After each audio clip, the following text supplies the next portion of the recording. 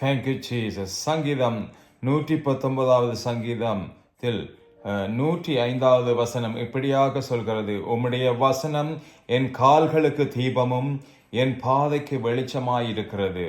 உம்முடைய வசனம் என் கால்களுக்கு தீபமும் என் பாதைக்கு வெளிச்சமாயிருக்கிறது. மகா இரக்கமும் உருக்கமும் கொண்ட எங்கள் நல்ல தெய்வமே, இந்த காலை வேளைக்காய் நன்றி அப்பா. உமது அன்பு கரத்திலே இந்த நாளை தருகிறோம் அப்பா.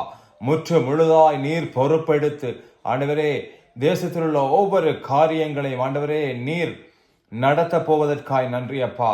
நீர் பொறுப்பெடுத்து வழிநடத்துவீராக. தேசத்தில் உள்ள ஒவ்வொரு பிள்ளைகளின் வாழ்க்கையிலும் நீர் அற்புதம் செய்ய வாஞ்சியாயிருக்கிறீரப்பா.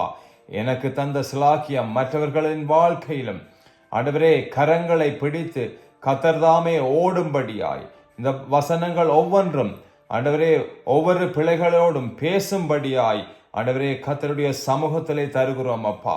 கர்த்தர் தாமே பொறுப்பெடுத்து இந்த காரியங்கள் ஒவ்வொன்றையும் ஒவ்வொரு பிள்ளைகளின் வாழ்க்கையிலும் கிரியை செய்யும்படியாய் பேசும்படியாய் ஆண்டவரே நீர் தந்த அன்பு வார்த்தை, நீர் தந்த மகத்துவம், காருண்யம் எல்லாம் ஒவ்வொரு பிள்ளைகளின் வாழ்க்கையிலும் பேசும்படியாய் ஜெபிக்கிறேனப்பா.